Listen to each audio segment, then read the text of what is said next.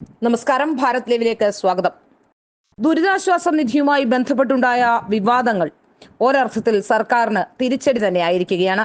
കഴിഞ്ഞ കാലങ്ങളിലെല്ലാം ഉണ്ടായ ദുരിതാശ്വാസ നിധിയുമായി ബന്ധപ്പെട്ടുണ്ടായ അഴിമതി ആരോപണങ്ങൾ, പണം ചെലവഴിക്കുന്നതുമായി ബന്ധപ്പെട്ടുണ്ടായ പ്രശ്നങ്ങളൊക്കെ ഇത്തവണത്തെ ദുരിതാശ്വാസ നിധിയുമായി ബന്ധപ്പെട്ട പ്രവർത്തനങ്ങൾക്ക് വിലങ്ങുതടിയായിരിക്കുകയാണ്.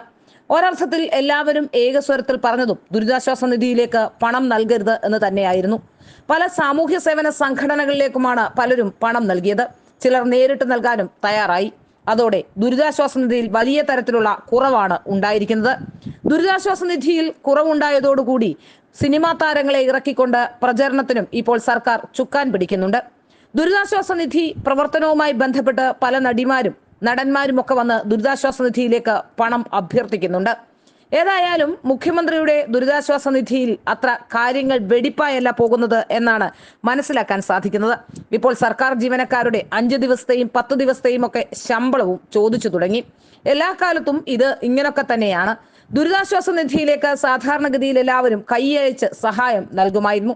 എന്നാൽ പ്രളയകാലത്തും അതിനുശേഷവും ഒക്കെ ഉണ്ടായ ദുരന്തങ്ങളിൽ ഉണ്ടായ ആ ദുരിതാശ്വാസ നിധിയുമായി ബന്ധപ്പെട്ടുണ്ടായ പല വിവാദങ്ങൾ, മുഖ്യമന്ത്രിയുടെ ഓഫീസിനെ ചുറ്റിപ്പറ്റിയുണ്ടായ വിവാദങ്ങളൊക്കെ തന്നെ ദുരിതാശ്വാസ നിധിയും മുഖ്യമന്ത്രിയുടെ മറ്റുള്ള പ്രവർത്തനങ്ങളും ഒക്കെയായി ബന്ധപ്പെട്ട് വിശ്വാസം നഷ്ടപ്പെട്ട സാഹചര്യമാണുള്ളത്. അതുകൊണ്ട് തന്നെയാണ് ദുരിതാശ്വാസ നിധിയുമായി ബന്ധപ്പെട്ടുണ്ടായ ഇപ്പോഴുണ്ടായ പ്രശ്നങ്ങളുടെ തുടക്കമെന്ന് മനസ്സിലാക്കാൻ സാധിക്കുന്നു. ദുരിതാശ്വാസ നിധിക്കെതിരെ പ്രചരണം നടത്തിയ പലർക്കുമെതിരെ ഇപ്പോൾ കേസെടുത്ത് അവരെ ഭീഷണിപ്പെടുത്തുകയാണ് എന്നാണ് മനസ്സിലാക്കാനും സാധിക്കുന്നത്. ഏതായാലും ശ്രീറാം വെങ്കിട്ടരാമനെ ദുരിതാശ്വാസ നിധിയുടെ ഓഫീസറായി നിയമിച്ചതും വലിയ വിവാദങ്ങൾക്കാണ് ഇടതെളിച്ചത്.